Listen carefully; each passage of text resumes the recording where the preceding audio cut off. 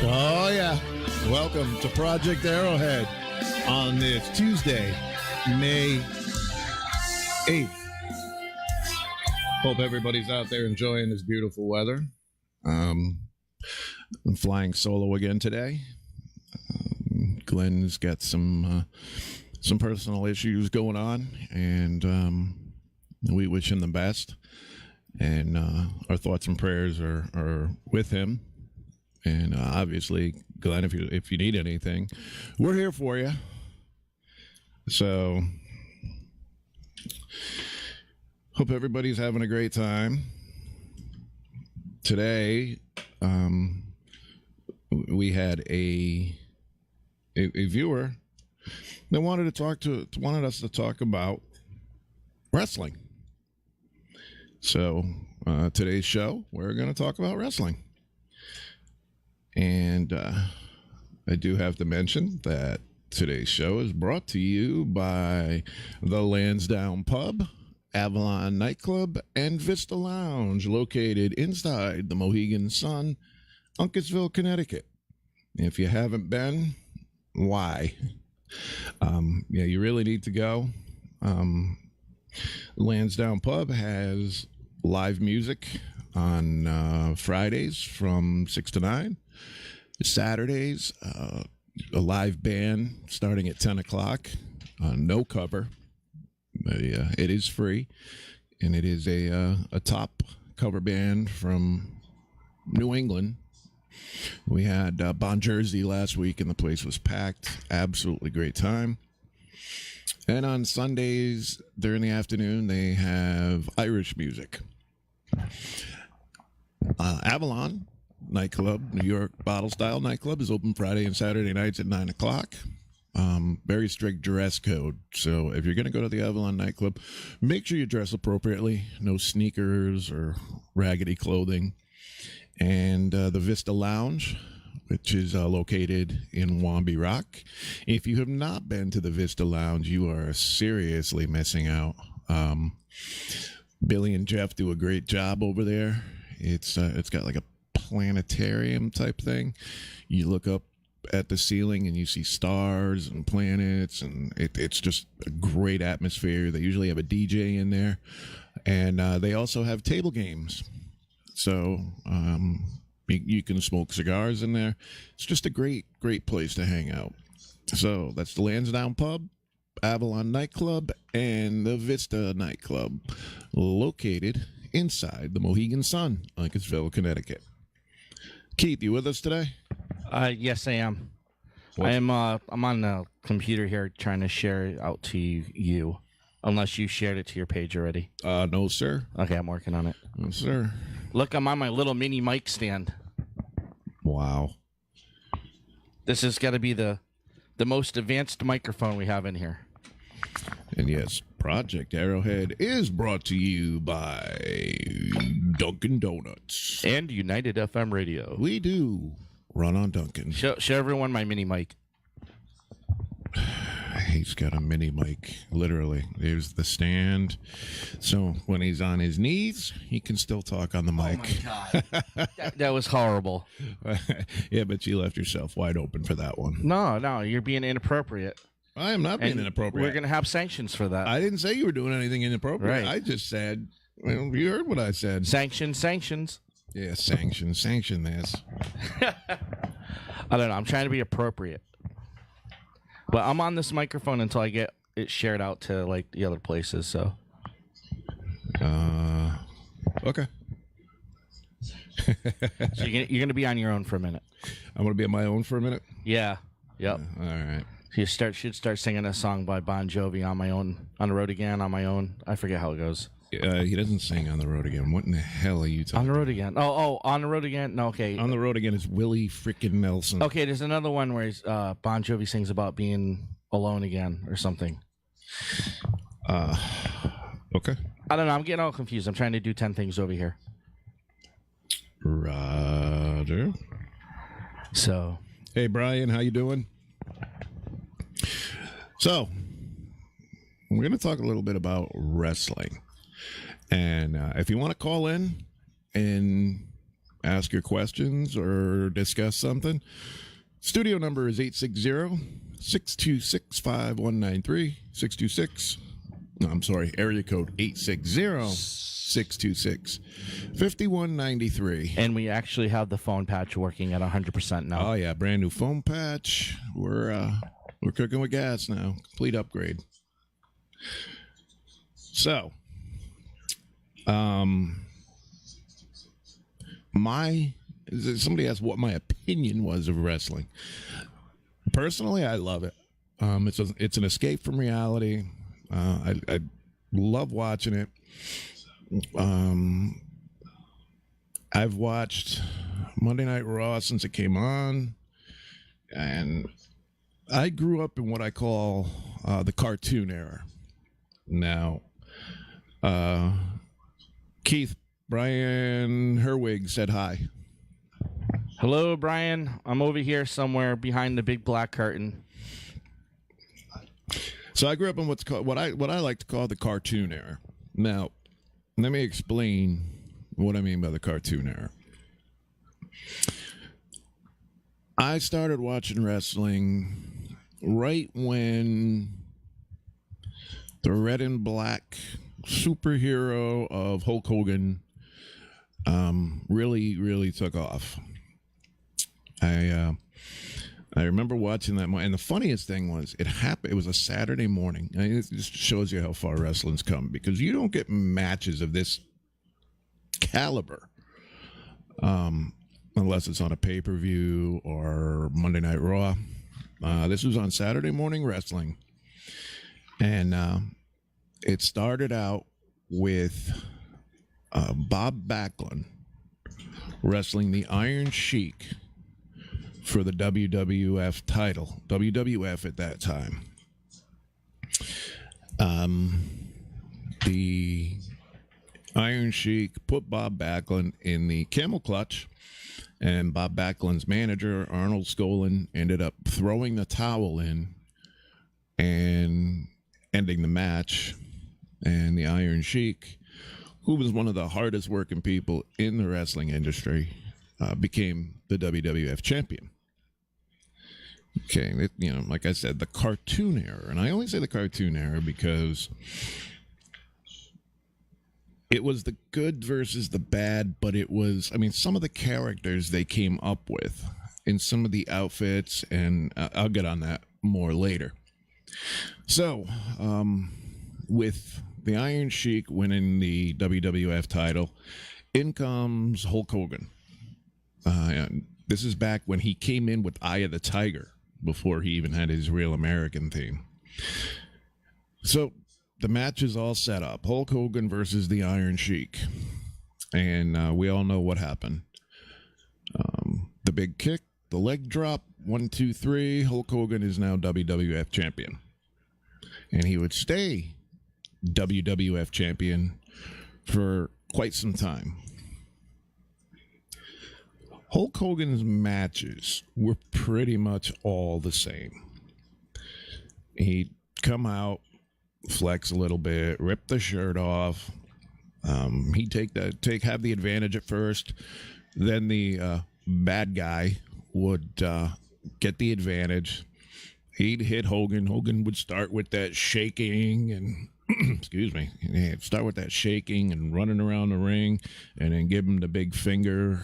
And a couple shots later, boom, leg kick, leg drop, 1, 2, 3. Hulk Hogan's the winner. Now, I don't want to offend any of the wrestlers by saying the cartoon era, but it was geared, really geared towards children. And some of the characters that were on there, like Big Boss Man came out in this ridiculous prison guard outfit. Now, he was a prison guard before he got into wrestling. But it was just the outfits they wore, the way they are. Hogan, you knew Yeah, the good versus the bad. And back then, Vince McMahon always wanted the face or the good guy to wear the belt. If you remember back in the Hogan area, if the bad guy or the heel had the belt, they didn't have it for very long. He always wanted the good guys to wear the belt. I had a huge issue with that. If you look back, there are some people, some really, really, really good wrestlers who could have had a championship.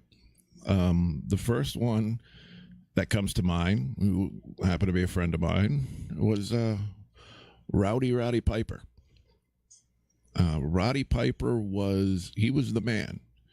You know, you can talk about Hulk Hogan, all of this, but Roddy Piper with the whole, WrestleMania 1, the coconut to Jimmy Snuka's head, the Piper's Pit, he was the epitome of a bad guy.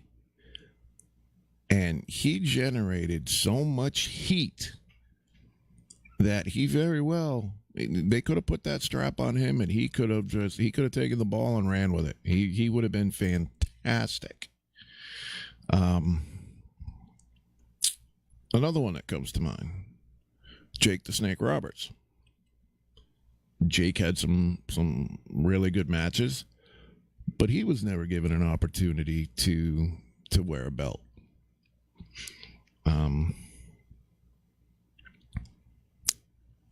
You look back and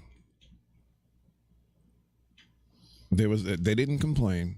Like I said, there was a lot of good people there, and they did what they had to do, and it worked. I do really, really feel in my heart that had they given Roddy Piper his due and put that belt on him, he would have taken that company to new highs. I'm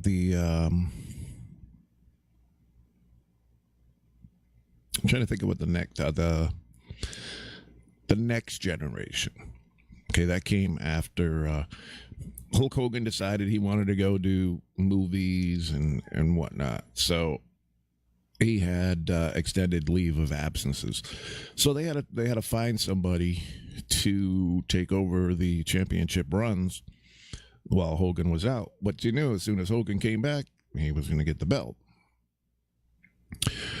So he had the Macho Man first, and Randy Savage, whether he was a heel or whether he was a face, a good guy, he brought 110% all the time. He was definitely one who, like I said before, could take that ball and run with it. So you had Randy. The only problem is you really didn't have that big a competition for Randy at first. It was still in that transition from the cartoon era to the next generation. And things were, they were progressing slowly. Then came Bret the Hitman Hart. And Bret earned the moniker, the best there is, the best there was, the best there ever will be. Was he the best there ever was?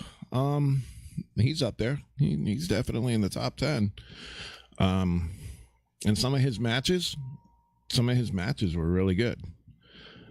So here you have Macho Man being given the chance to run with everything.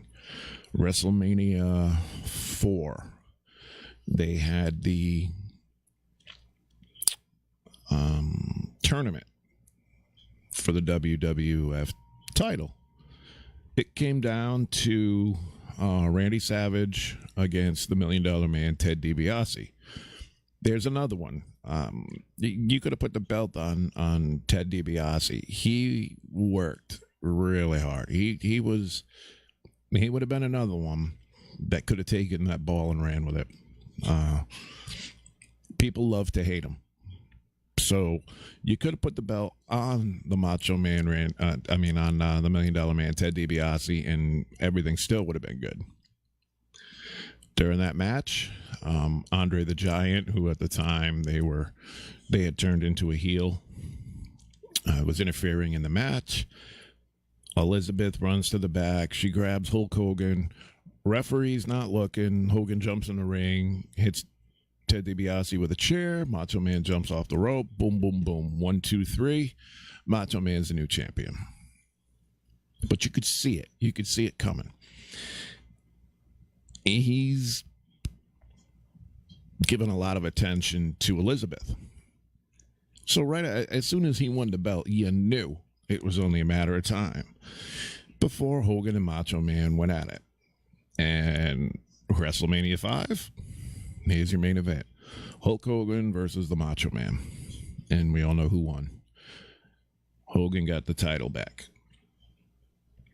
One of the events that really surprised me was at WrestleMania 6 when it was the Intercontinental Champion Ultimate Warrior against Hulk Hogan for the WWF title.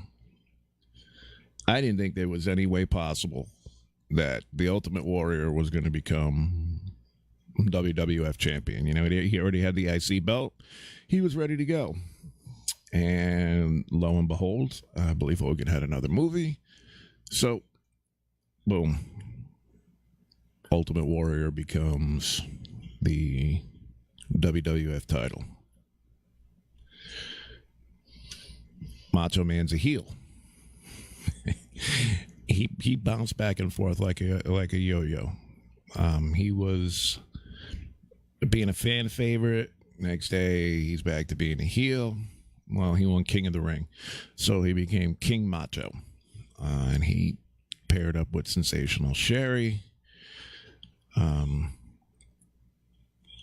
The Ultimate Warriors defending his title against Sergeant Slaughter, who at that time was an Iraqi sympathizer. And let me tell you that storyline did not go over well. Sergeant Slaughter received death threats. He had to have extra security at the arenas. So he got heat. I think he got more heat than they had expected. So here they are. They're fighting. I don't think it was a WrestleMania, but it was Sergeant Slaughter against Ultimate Warrior. Here comes Ultimate Warrior running down to the ring, and bam, Macho Man hits him with a scepter. Ouch. Throws him into the ring, and the Sergeant Slaughter beats him up a little bit, pins him, becomes a WWF champion. So I only thought, I thought that scepters were only for evil people. Every guy you see in a movie, all the evil guys have scepters. That makes sense. The Macho Man was a bad guy at the time, so he was carrying a scepter. Oh, I want a scepter. So he cracks the Ultimate Warrior across the head with it. Sergeant Slaughter becomes WWF champion. Well, what's that setting up? That's setting up Hulk Hogan's return. So Hulk Hogan wrestles Sergeant Slaughter at, I don't know, WrestleMania 7, something like that. And Hulk Hogan becomes WWF champion yet again. And as I stated, the whole Iraqi sympathizer angle with Sergeant Slaughter was an absolute nightmare for him, because he was getting spit on his way to the ring. He was getting death threats at his home. His family was getting death threats. So people were really taking this above and beyond. So Hulk Hogan beats Sergeant Slaughter. becomes a WWF champion once again. And I think that, I'm pretty sure that was his last big title reign. So now we're moving up. Now we're more into the Bret the Hitman Hart, Heartbreak Kid, Shawn Michaels. Vince liked the big guys. The bigger they were, the better. Hogan was a big guy. Macho Man was a fairly big guy. But now you get like the Bretts, the Shawn Michaels. These guys weren't your typical big guy that Vince liked. So we're getting close to the Attitude Era, which was by far my favorite era in wrestling.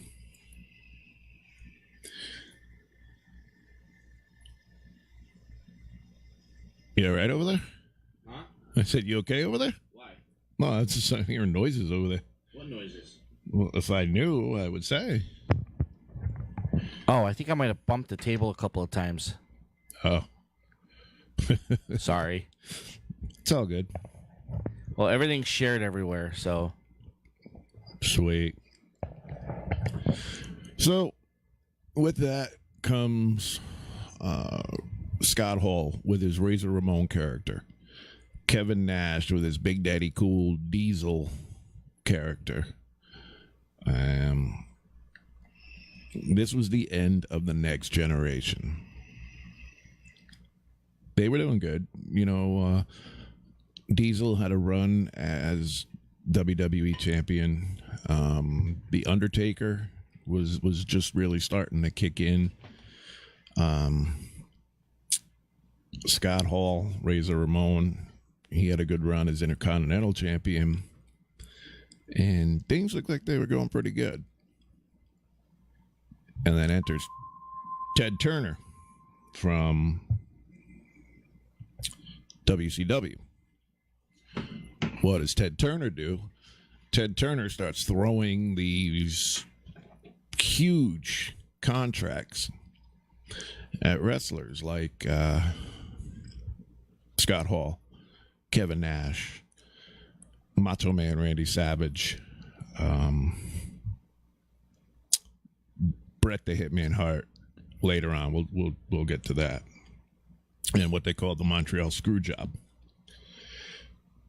So the loss of Razor Ramon, the loss of Diesel, and any of these other guys that were making a jump to WCW, it was leaving quite a void in the WWE.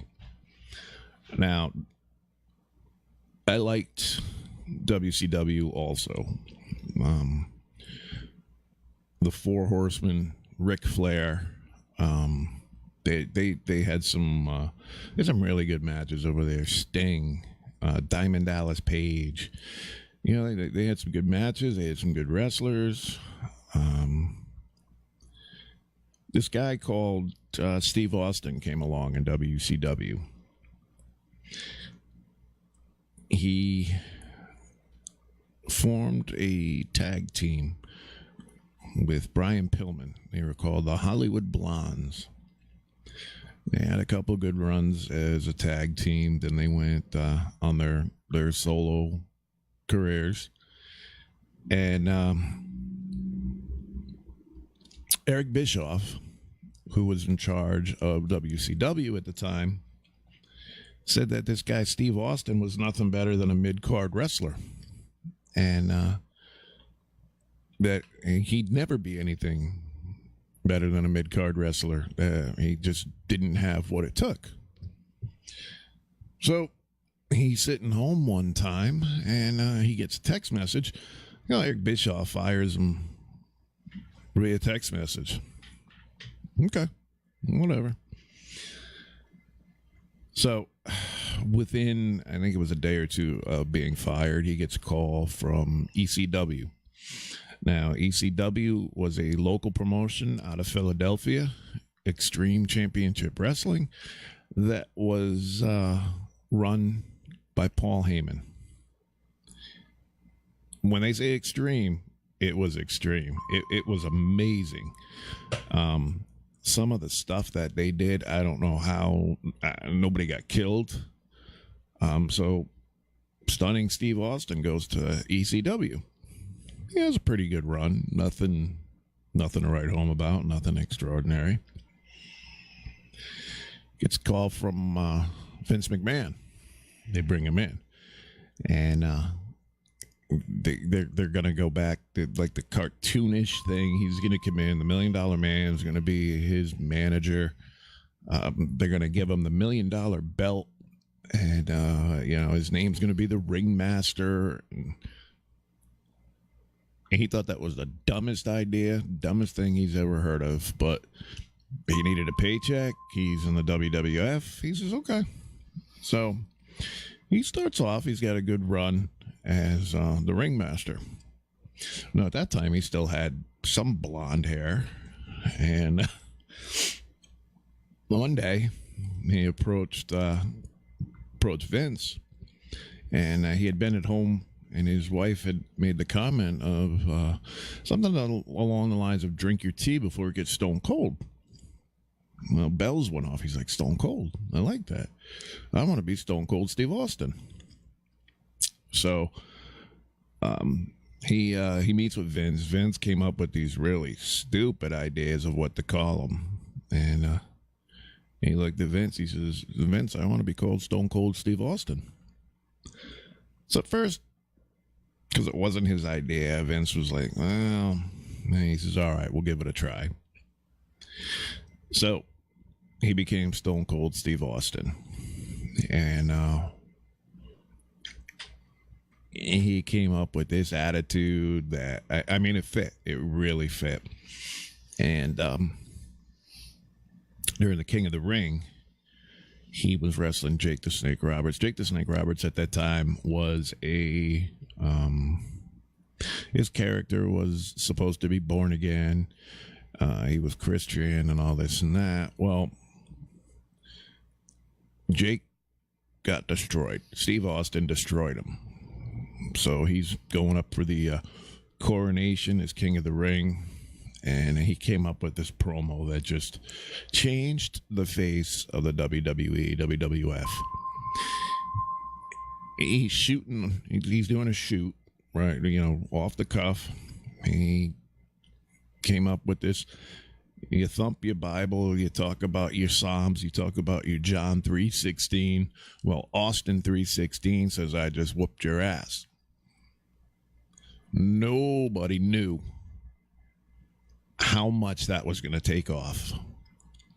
That became the biggest money-making phrase, whatever you want to call it, for the WWE. Pretty soon, people are holding Austin 3:16 signs in the arena, and it just took off. Then came the Austin 3:16 T-shirts, and he just ran with it. He ran with it. He would come in, and he would be drinking beer after the match, and Stone Cold Steve Austin pretty much single-handedly saved the WWE after WCW sucked away all of its talent and started beating him in the ratings. And the way they did it, I mean, it was genius the way they did it at first. Started with Scott Hall. He went over there and he made it look like he was a WWF spy. And he was in there to just wreck things. And he says, well, I got another surprise for you. And then came Kevin Nash, and they became known as the Outsiders. So there was a match. They were setting up a match because they were attacking all the WCW guys. And the single most shift, the biggest shift in wrestling happened. I believe it was Bash at the Beach. And The Outsiders were wrestling Sting and the Macho Man Randy Savage. And they had been promising a third member of the Outsiders. So things are happening, things are going, and all of a sudden, here comes Hulk Hogan out to save the day. He comes in the ring, he throws Hall out, he throws Nash out, and then he turns around and drops the leg on Macho Man Randy Savage. Hall and Nash climb in the ring, they get the 1, 2, 3. Making Hulk Hogan a bad guy was genius at the time. Making him part of the Outsiders and just turning him against the fans, against everybody. It was unheard of. Nobody ever thought that they would see that. And it was just amazing. Absolutely amazing. And WCW started blowing away the WWF, WWE in the ratings. So now we're really getting into the Attitude Era. And it became edgy, beyond edgy. We started having lingerie pillow fights with the divas. They started having wardrobe malfunctions. There was beer galore. It was just incredible. It was fun to watch. And they pushed the envelope every time they went out there. You had wrestlers who were bleeding all over the place. Of course, some of them were legit cuts. Some of them were the fake blood that they use. But it was really, it was cool. It was entertaining. It was realistic. That's when I said back with the cartoon era. Now you have the Attitude Era. Stone Cold Steve Austin going against, before Vince McMahon, he was an announcer. He didn't want anybody knowing that he owned the WWE. He didn't want people knowing this and that. And he kept the kayfabe the way it should be. Well, not the way it should be, but it was taboo to talk about anything. So here comes Austin calling out McMahon. Didn't like what he heard from McMahon, so he stunned him. Now they turn Vince McMahon into one of the biggest heels. And he's going after Austin. He formed the corporate ministry that was led by The Undertaker. And it was just absolutely... If you go on the WWE network and you watch the Attitude Era on Raw, because you can watch Monday Night Raw from episode 1 right up until the recent episodes. And it's edgy, it's pushing the envelope, and it's a lot of fun to watch. Nowadays, they, with USA wants them to be PG, so a lot of the spots that you get used to where you're like, oh, watch this, he's getting it. No, he's not gonna. It's still fun to watch, but definitely not as fun as during the Attitude Era. They still have some really good matches, and it's not all about the big guys anymore. You have some of the cruiserweights that put on absolutely incredible matches. You have the Lucha Libres that put on some really good matches. Rey Mysterio, who was probably one of the smallest guys in wrestling, he had a good run as a WWE champion for a while. So it was a huge shift. So once again, if you want to talk about anything at all, give us a call, 860-626-5193. 860-626-5193. Rochelle, I see you're on Facebook. Are you watching? Let me know. Caller. Okay. Tell me on the air. Call, you're on the air. Hello? Hello. Hello, this is Brian, the one that you guys are. I was messaging you guys on Facebook. Oh, hey Brian, how you doing? Good, you? Not too bad. So far away. What did you say? You sound far away. Yeah, I think so. Are you on a cell phone, Brian? Yeah, yeah. Okay, I can hear you good now. Oh, okay. There you go. It must have been I had you on speakerphone for a minute.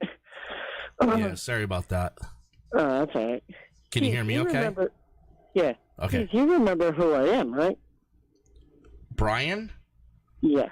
No, I've been buried. I don't know if you've seen the studio photos, but this is my prison. Once in a while I get furloughed and I'm allowed to go outside into the world and interact with people. So I've been kind of tied up here with the studio, but go ahead and come back to me after, message me on Facebook, and go ahead and get back to Jim. I don't want to interrupt. All right.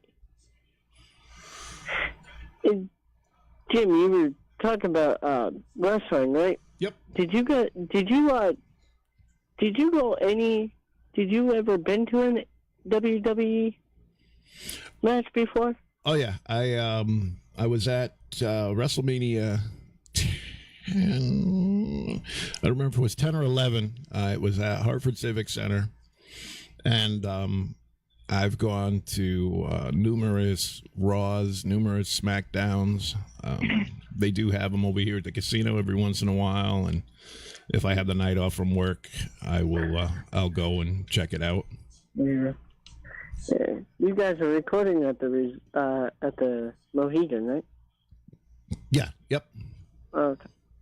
Now, are you joined with Keith, or you guys are just close friends and you decide to do it? He does a show at United FM Radio, but it's their own franchise. Oh, okay. So right. Project Arrowhead is their baby, and they're hosting it on United FM Radio. Okay. Because, like, United FM, when I met Keith down in Frog Factory, we were sitting there talking, and he was telling me about all the things they did, and I was surprised. I was like, holy crap. And when I seen you, I was like, oh, that's weird, because usually when I see Keith's updates, I was like, oh, God. Who's that? Like, okay. He's like, who's this guy? Yeah. So, I just wanted to see how everything is going. You guys are going strong, still liking the music, and I still listen to United FM to this day, so I haven't forgot about that. So. Well, send me a message on Facebook. I'll get back to you. Okay. And thanks, guys. Thank you. Hey, by the way, you're the first caller in a new phone patch. You're the guinea pig. I'm glad to do it. That sounded great, Brian. You guys have a great day. Thank you. Thanks for calling in. Thank you, Brian. Thank you, Brian. All right. You're welcome. Wow, that thing sounds good. That sounded really good. Sounded really good. Yeah, I used bubble gum and tinfoil and a few other things. Oh, I think a couple RCA cords. Works great. Is that why it's so sticky? Oh, my God. Oh, boy, yeah. So, yes, if you call that number, like any other radio station, you will end up on the air with us. Yep. This is not some guy, perching his cell phone up doing a live Facebook video. This is the real setup in here. Yeah. And we're not doing it with one USB microphone and a strobe light and a disco ball. We should get some disco music. Yeah, that's okay. I got your music right here. So, Keith, what was your favorite wrestler? I like the guy that went, woo! You like the guy that went, woo! You mean Ric Flair? Ric Flair, yep.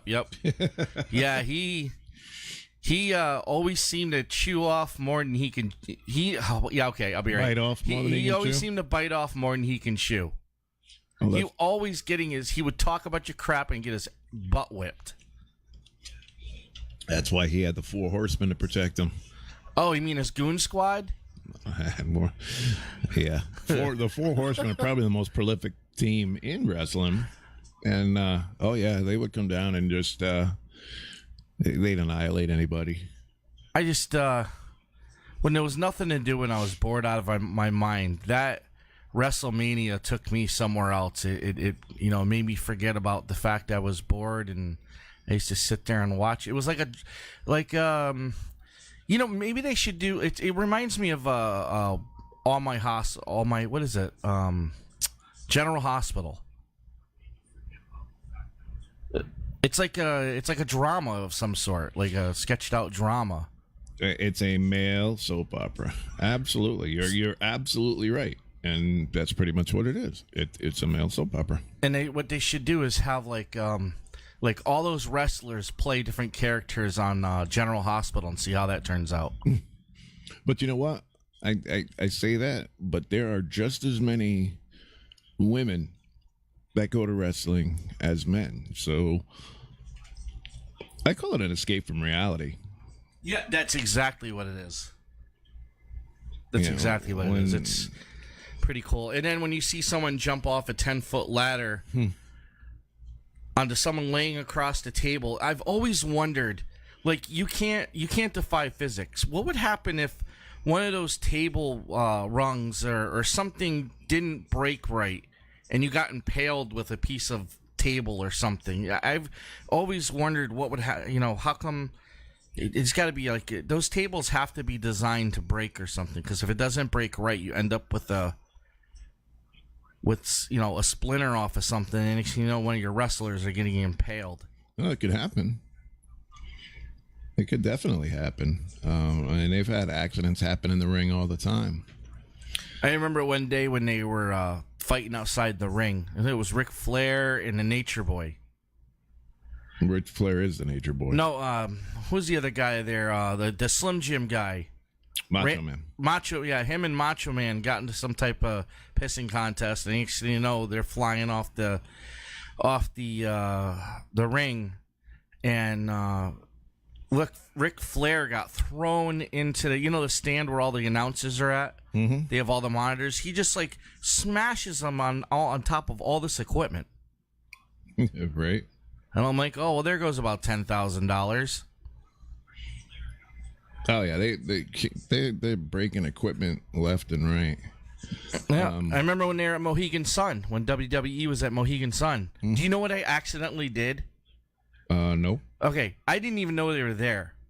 I was out. Now this is post 9/11, or maybe just slightly after. Everyone got security tight-wadded. Mm-hmm. I was out on a bike ride, and I decided to I wanted to go ride over to the casino to see. I lived in Norwich. Yep. So I rode over to Mohegan Sun. I'm just buzzing around, going through the parking garages and zipping around, and all of a sudden I go down this, like inside the casino down, and I ended up in this area where there's loading doors. It was completely like, and I saw the WWE trailers and limousines and stuff like that, and I looked around and I go, no way.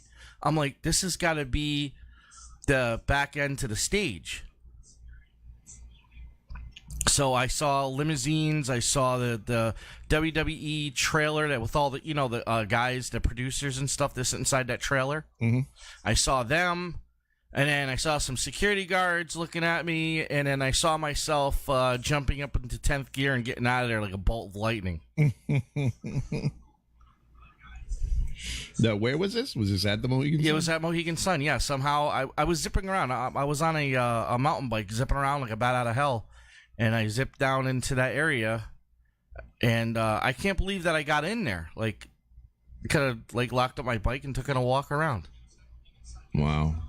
I didn't. Now, if I would have done that today, having a media ID really kind of helps out. Mm-hmm.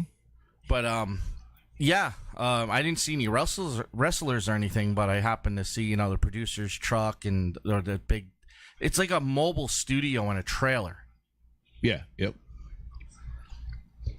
So I saw a couple of hot girls walking around, but other than that, nothing else was like mind blowing models. Like, well, they were probably some of the divas. Oh. Well, I made eye contact with them for a minute, and then that's when I started looking around and noticing the security guards were looking at me. So I'm like, yeah, maybe this is a secured area. Yeah, probably. So I jumped back on and took off very quickly. But it was interesting to see all this stuff. There must have been like 10 limousines down there. Oh, yeah. And, a lot of them don't even drive in limousines. Well, one of the limousines was pretty banged up. Like, the windshield was cracked and there was dents in the side of it. Thought it might have been a prop or something. I don't know. Maybe. Have you ever been to a live event? I think that was the closest I ever got to one. Really? Yeah, I'd rather watch it on TV because I don't think you can, like, it's a lot, like, so when you go to a concert, you're so far away from the artist, you got to look at the big screen to actually see any details, because they're just like, when they're like 300 feet away, they're like a little ant on the stage. Well, see, that's the good thing about the Mohegan Sun is there is not a bad seat in there. Oh, yeah, because they have it angled. Yep, you could sit at the very top row and still see everything perfect. I know, I was there when Weird Al Yankovic came.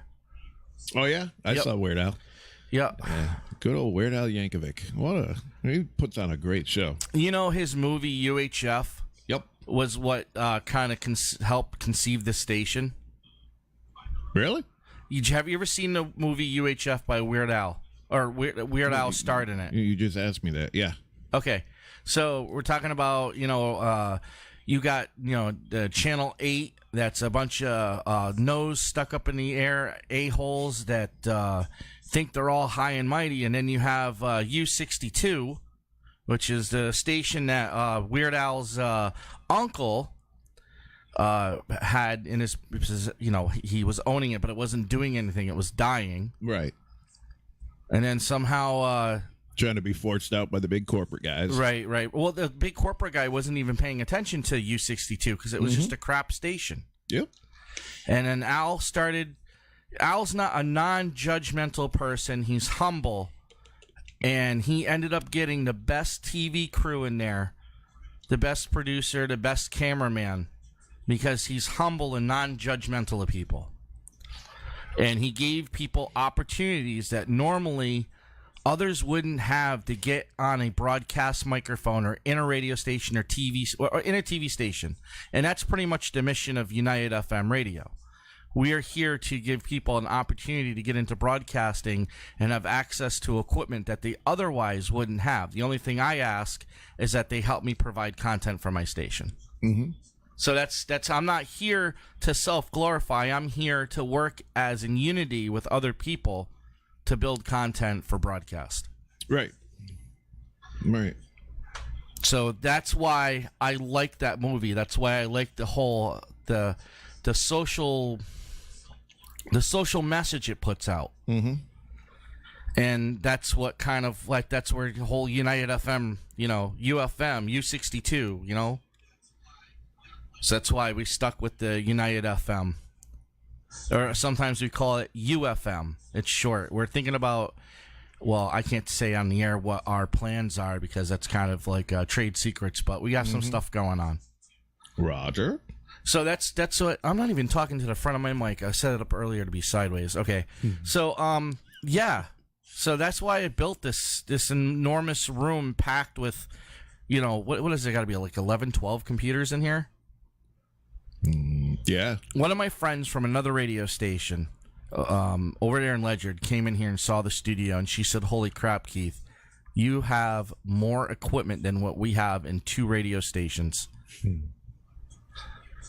Pretty much, yeah. I've been in several radio stations, and none of them have as good of a setup as you have in here.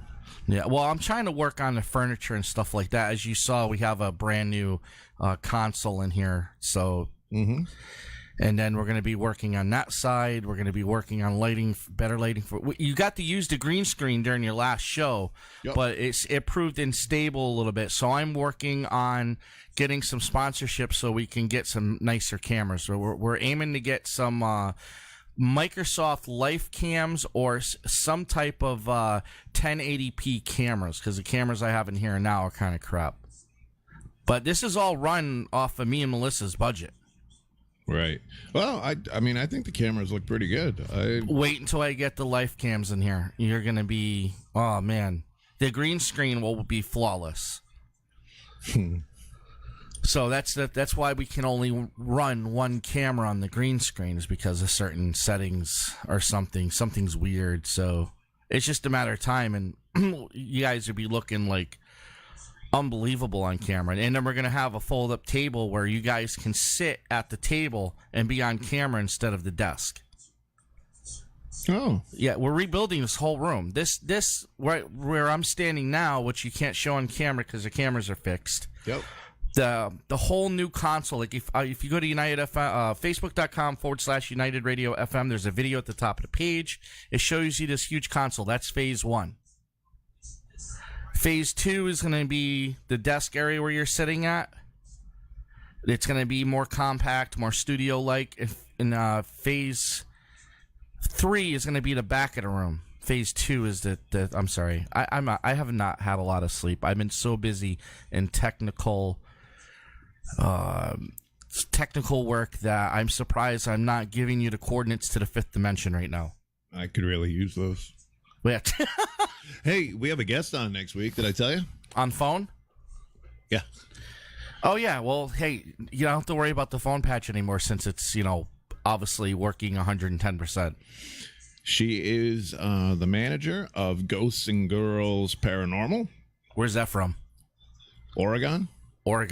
Yep. That's way up in the northwest corner. Yep. She is a psychic medium, international author, demon seer, paranormal investigator, and animal communicator. Her name is June Lundgren, and she will be our guest next Tuesday. Once again, that is June Lundgren. And she's got a book that looks pretty cool that I want to check out. It's called The Dark Side of the Paranormal. And like I said, she manages the group Ghosts and Girls Paranormal out of Oregon. And I've been looking at some of her stuff, and it looks really good. They have recently been doing some rather unique experience. They've been filming with Ghost Adventures. One of the girls filmed on April 16th. Hers was empath related. And then the last week, they went back, and June filmed, as well as two members of the Northwest Paranormal team, Aaron and Christina. Look for their series Graveyard on the Pacific. So it should be a very, very, very good show. And once again, that is June Lundgren. She is manager of Ghosts and Ghouls Paranormal, and she will be our guest next week on the show. I really look forward to that. I'm trying to see if I can find some of her books right here. Bear with me. I know she's got it on here somewhere. No, I can't find it right now, but yeah, definitely. Definitely looks good. I mean, the Dark Side of the Paranormal, that book looks really good. And hopefully next week we will let everybody know where they can pick it up and talk about it a little bit. Oh wow, she's got it right here. You can read it right here on online. No kidding. So that's June Lundgren next week here on Project Arrowhead. Hopefully Glenn will be back with us next week. almost said next year. Oh my God. Yeah. Keith, you're starting to rub off. What's the matter? I almost said next year instead of next week. Well, that's your problem, not mine. No, you're starting to. Yeah, blame it on me. Yeah, absolutely. You're starting to rub off. You're responsible for what comes out of your mouth. Nah. Yeah. Yeah, Mr. I haven't slept. Yeah. Wow. You know, we got to get back to the Would You Rather someday. Oh, no, get that going. Fire that up. Let's go. I can't do it now, but... Why? You got two computers in front of you. Yeah, but it takes too long, and I got to find the ones that we haven't already done, and we'll do that. Keep on talking. I don't think we'll be able to do it next week, but we'll do it after that. Wow. Well, it looks like it's going to be nice for the next few days. Thank God. Yeah, it's about time. Well, don't forget, Scares That Care weekend will be coming up soon. The charity weekend. If you have not already made plans, what are you waiting for? It's going to be such a good time. It is our 5th year, and it's August 3rd through the 5th, taking place at the Doubletree in Williamsburg, Virginia. And it really will be a good time. So if you haven't come to one or don't know what it is, then look it up at www.scaresthatcareweekend.com. And you can always go to our website, www.scaresthatcare.org, and just learn a little bit about what we do, why we do it, and who we are.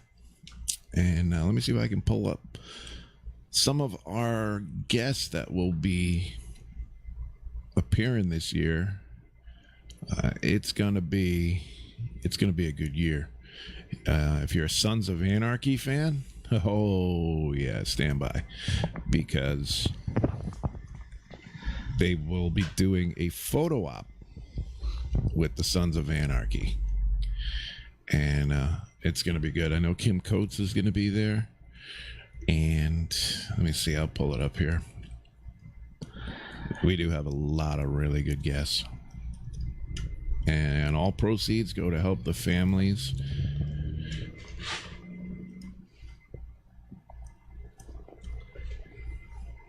What are the proceeds? But never mind. Hey, while looking for would you rather, I found like this like entire thing of like questions and stuff, and philosophical ones came up. Philosophical, not philosop. Yeah, I'll be all right. All right, so here we go. Philosophical. Philosophical. You don't pronounce philosophical. the P. Yeah, I'm tired, I said. Or my sugars are off, one or the other. Philosophical. Yeah, Keith will be all right. Yeah, someday. All right. So, hey, I have a question. Appearing this week, here you go. See that? You're screwing me up. Appearing this year at Scares That Care weekend, Keith David from The Thing, They Live, and Platoon. Like I said, we have a Sons of Anarchy photo shoot with Mark Boone Jr., Tommy Flanagan, and Kim Coates. Those are going fast. So if you want to meet the Sons of Anarchy, get your picture taken with them, sign up. Night of the Comet Stars, Catherine Mary Stewart and Kelly Maroney. From Hellraiser, Pinhead himself, Doug Bradley. From Gremlins 2 and Waxwork, I love Gremlins. Zach Galligan will be there. What about the Gremlin? Wait, we got a Gremlin in studio. It's on camera. From Land of the Dead, Eugene Clark. This one is one of Chad's guys. I can't wait to spend a couple days talking with him. From Saw 3, 4, and 5, Costas Mandalore. He was the police officer that became Jigsaw. How about a philosophical question? Hold on. I'm not done with this yet. From The Walking Dead, Mr. Seth Gilliam. Of course, he plays Father Gabriel. From Friday the 13th, The Final Chapter, NYPD Blue, Star Trek The Next Generation, and NCIS, Eric Anderson. Hellraiser's Bloodline, Valentina Vargas. Friday the 13th, Adrian King. Candyman himself, Tony Todd. From Luke Cage, Pulp Fiction, and Crazy Eights, Mr. Frank Whaley. And as always, Count Gore Duvall and Father Evil will be joining us. Those are just the movies. We also have a star-studded lineup of authors: Jonathan Mayberry, Elizabeth Massey, Kelly Owen, Armin... I can never pronounce his last name. Rosamilia, Jay Wilburn, Dan Panavona. Is that philosophical? Rio Ures, James Moore, Christopher Golden, Bob Ford, Matt Serafini, John Urbanik, and Adam Caesar. And these are just a few. There will be a lot more. So once again, that is the Scares That Care charity weekend in Williamsburg, Virginia at the Doubletree, August 3rd through the 5th, 2018. All proceeds will go to the charity. Actually, I should say all proceeds will go directly to the 3 families that we are helping this year. And for more information on that, just go to www.scaresthatcare.org. And you'll learn about the charity. You'll learn about the 3 families that we are helping this year. And it is a very good cause, and it's a blast. So I want to go sometime. We'll see you there. So I have a question. You always have a question. Questions, tons of questions. Yep. If someone you loved was killed in front of you, but someone created a copy of them that was perfect right down to the atomic level, would they be the same person, and would you love them just as much?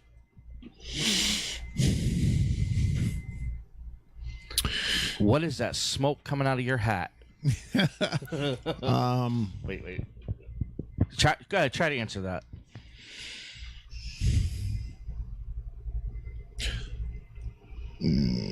No.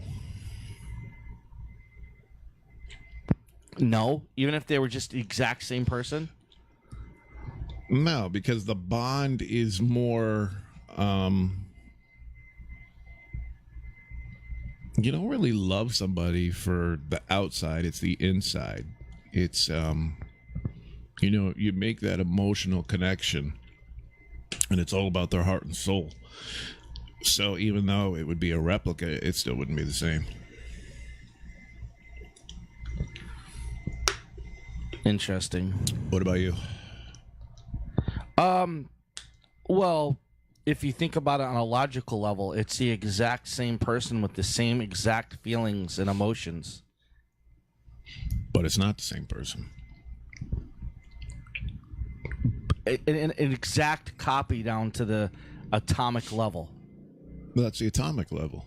Yeah, that's like everything. I'm talking about their soul. I'm talking about their soul. Okay, so you don't think their soul would be there? So No, how it do you would be different. so how do you think the humans as a species would go extinct? Oh, this is a different question? Yeah. How do I think humans as a species would go extinct? Hiring another Democratic president. No, I'm just kidding.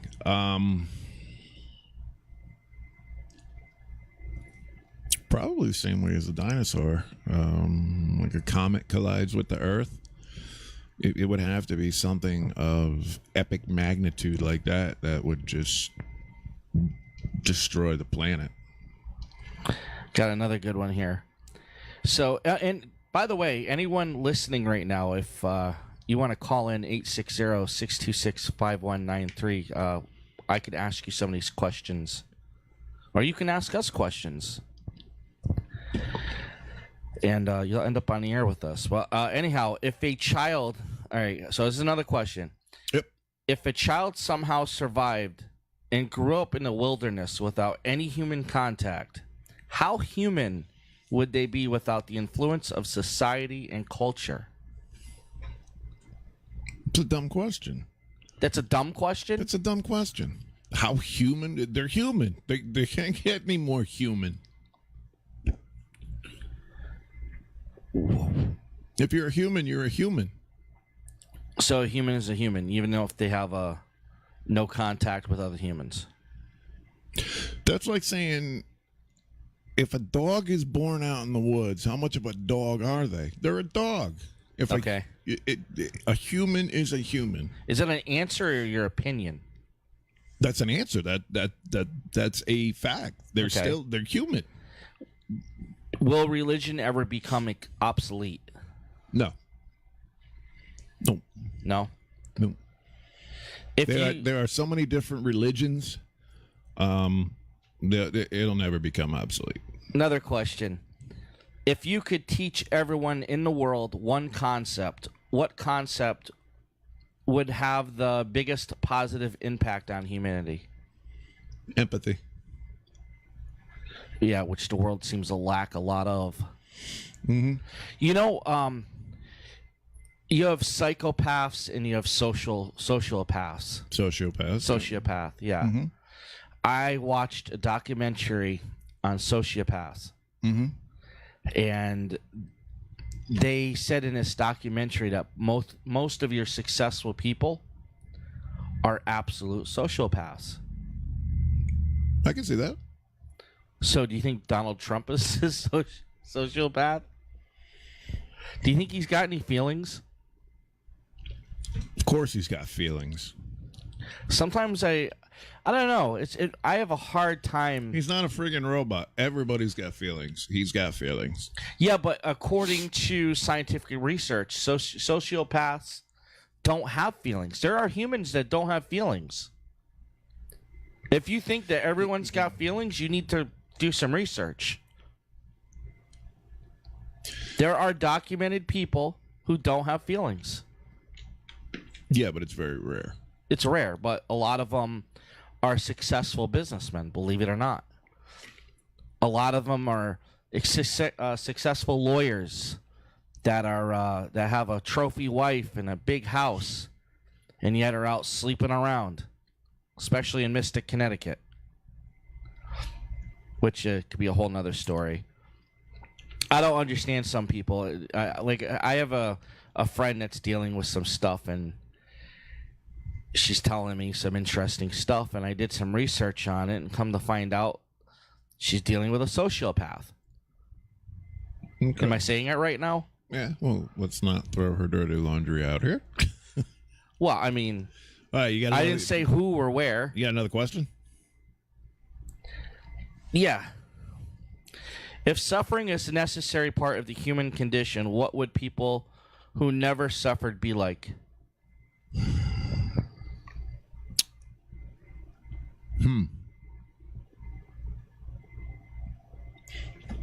That goes back to what I said with the first question, the lack of empathy. Do you want me to run it by again? No. What would they be like? Cold. I mean, they maybe like a sociopath. They would be cold. Right. You know, maybe people say they're heartless, but if they've never suffered,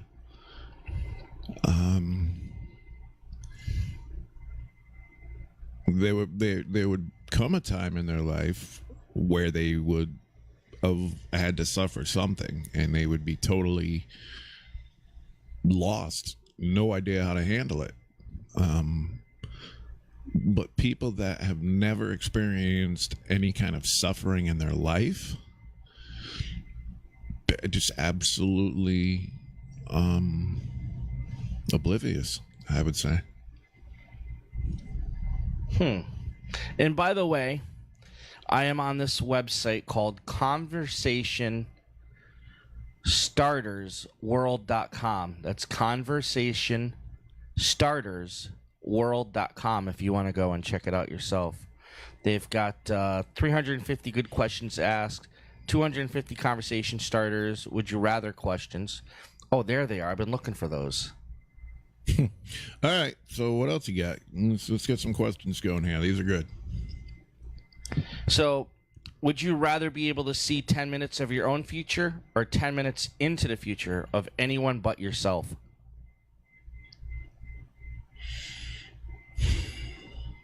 Well, these are hard, huh? No. Would I rather lick cow dung or eat goat poop? Why would I? 10 minutes into the future? I wouldn't care either way. I mean, 10 minutes is 10 minutes. You know, if I wake up in the morning and I look 10 minutes into the future and I'm like taking a dump or something. No. Would you rather be able to see 10 minutes into your own future or 10 minutes into the future of anyone else but yourself? I don't care. I wouldn't care. It's 10 minutes. You have a choice, either yourself or somebody else. I guess myself. Okay. Would you rather be famous when you're alive and forgotten when you die, or unknown when you are alive but famous after you die?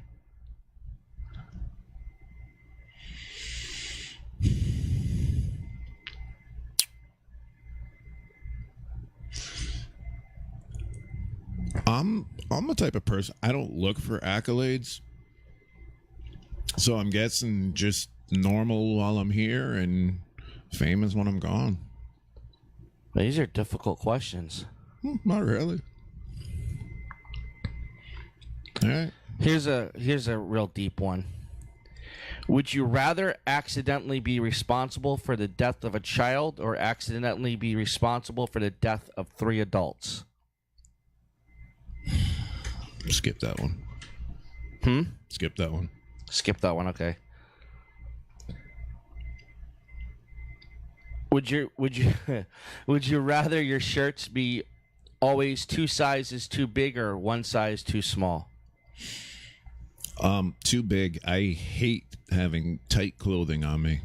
Yeah, I know the beer belly just sticks out like a ram's. It's ridiculous. Yeah, I know what you're talking about. I don't think you got a beer belly. Are you kidding me? I'm huge. Yeah, definitely too big because I cannot stand having anything tight on me. Oh, it jumped. What happened? Oh, here we go. Well, these aren't too deep, so. Here's a real good one. Would you rather never use social media sites, apps ever again, or never watch another movie or TV show? Social media. That's easy. Would you rather have an easy job working for someone else or work yourself but work incredibly hard? Yeah, it doesn't matter. Doesn't matter. Are you getting bored with these, or should I find the funny, disgusting ones? No, I'm not getting bored with them at all. These are good questions. I don't mind working hard. I'm a hard worker. And the job I have now, I love my job. Some days it's easy, some days not so much. But I also work for myself, so I'm going to call that one a draw. Okay. Would you rather be completely invisible for a day or be able to fly for 1 day? By the way, it's 6:00. Fly. I agree with fly. I believe I can fly. Oh, jeez.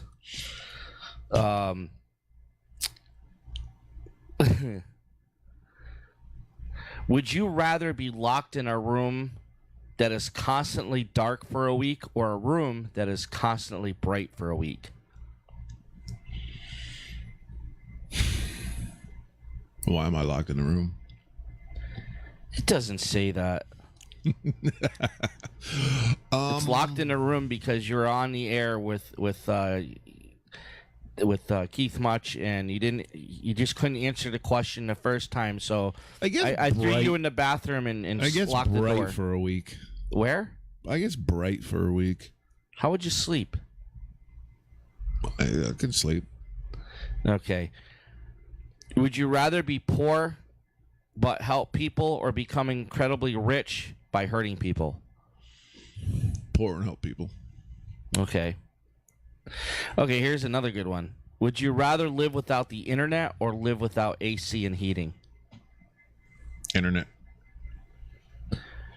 Would you rather have a horrible job but be able to retire comfortably in 10 years, or have your dream job but have to work until the day you die?